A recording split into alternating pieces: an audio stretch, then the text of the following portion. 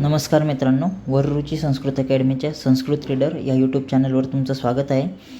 आपण जे मागचे झालेले PYQs आहेत युनिव्हर्सिटीचे, ते समर 2023 पासूनचे PYQs संधी प्रकरणाचे ते आपण बघतोय. ते एक्झाम्पल्स आपण 5 व्हिडिओजमध्ये पूर्ण जे एक्झाम्पल्स आहेत ते सॉल्व्ह करणार आहोत. जवळपास 50 एक्झाम्पल्स ते आहे. एका व्हिडिओमध्ये आपण 10 एक्झाम्पल्स कवर करतोय. तर आत्तापर्यंत जवळपास समर 2024पर्यंतचे एक्झाम्पल झालेले आहेत. आजच्या या व्हिडिओमध्ये आपण विंटर 2024चे जे एक्झाम्पल्स आहेत ते बघणार आहेत. तर बघा, विंटर 2024मध्ये पहिलं एक्झाम्पल होतं यन नाशे यत प्लस नाशे, तचा त्या ठिकाणी न झालेला आहे.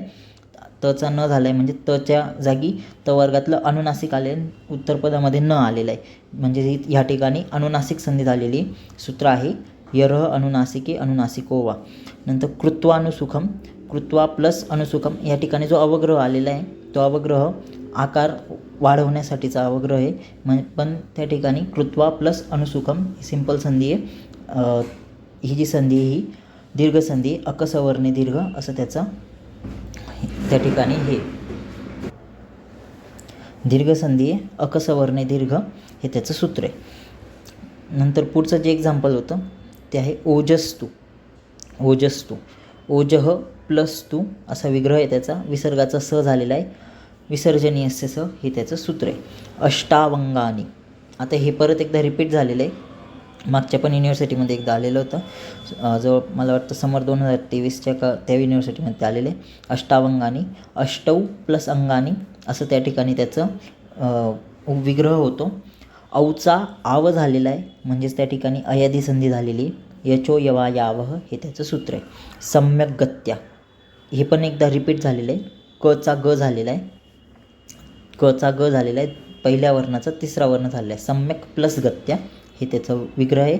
कचा ग झाला म्हणजेच पहिल्या वर्णाचा तिसरा वर्ण झाला. जशत्व संधी आहे, झलाम जशो अंते हे त्याचं सूत्र आहे. जयत दोषम, ह्या ठिकाणी जयत प्लस दोषम असा त्याचा विग्रह आहे. तचा त्या ठिकाणी द झालेला आहे म्हणजेच पहिल्या वर्णाचा तिसरा वर्ण झालेला आहे. जशत्व संधी आहे, झलाम जशो अंते हे त्याचं सूत्र आहे. वर्ज्योभ्यंग, याच्यामध्ये वर्ज्य प्लस अभ्यंग, वर्ज्यह ह्या ठिकाणी विसर्ग येणार, वर्ज्य नंतर वर्ज्यह प्लस अभ्यंग अशी त्याची संधी फोड होईल. विसर्गाचा उ होऊन त्या ठिकाणी उचा ओ आणि त्या ठिकाणी अवग्रह असं त्या ठिकाणी संधी आहे. अतो रो रप्लुतात प्लुते हे सूत्र लागेल जर का विसर्ग संधी केली तर, किंवा वर्ज्यो प्लस अभ्यंग असं जर का केलं तर तिथे पूर्वरूप संधीचं सूत्र लागेल. इंगपदांतात अति, ज्या प्रकारची संधी फोड करणार किंवा जे पण संधी जसं पण फोड करणार त्याच्यानुसार त्या ठिकाणी सूत्र लिहायचं. पूर्वरूपनुसार फोड केली तर इंगपदांतात अति, आणि जर का विसर्गानुसार जर का उत्व संधीनुसार फोड केलेली असली तर तो रोरप्लुतात प्लुते असं त्याचं सूत्र राहील. नंतर करोत्यवलंबनम, करोती प्लस अवलंबनम, ईचा त्या ठिकाणी य झालेला आहे, ई प्लस अ आलेला आहे पुढे विजातीय स्वर म्हणून ईचा य झाला. यन संधी आहे, इको यनची हे त्याचं सूत्र आहे. साधयेत शीघ्रम, तचा त्या ठिकाणी च झाला आणि शचा त्या ठिकाणी छ झाला. ही सिंपल आपण म्हणू शकतो की ती छुत्व संधी आहे. शचा त्या ठिकाणी छ झालेला आहे म्हणून छुत्व संधी. शश छोटी हे त्या ठिकाणी त्याचं सूत्र आहे. नंतर कालस्य उष्णात, कालस्य प्लस औष्ण्यात, त्या ठिकाणी अ प्लस औचा औच राहिलेला आहे म्हणजे वृद्धी झालेली आहे त्या ठिकाणी, वृद्धी संधी आहे. वृद्धी रेची हे त्या ठिकाणी त्याचं सूत्र आहे. व्हिडिओ आवडला असेल तर ह्या व्हिडिओला लाईक करा.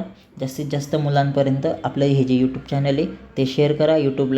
आपले हे यूट्यूब चॅनलला सबस्क्राईब करा. आणि असेच नवनवीन व्हिडिओ पाहिजे असतील तर कमेंट्स करा. आणि तुम्हाला जे पण व्हिडिओज किंवा जे पण तुम्हाला संधी अवघड जात असतील सॉल्व करताना, किंवा असे काही उदाहरणं सापडत असतील अभ्यास करताना की त्याच्यामध्ये कळत नाही नेमकी कशाप्रकारे संधी होते, तुम्ही माझ्यासोबत शेअर करू शकता, कमेंटमध्ये शेअर करू शकता. आपण त्यावरती सुद्धा व्हिडिओ बनवू.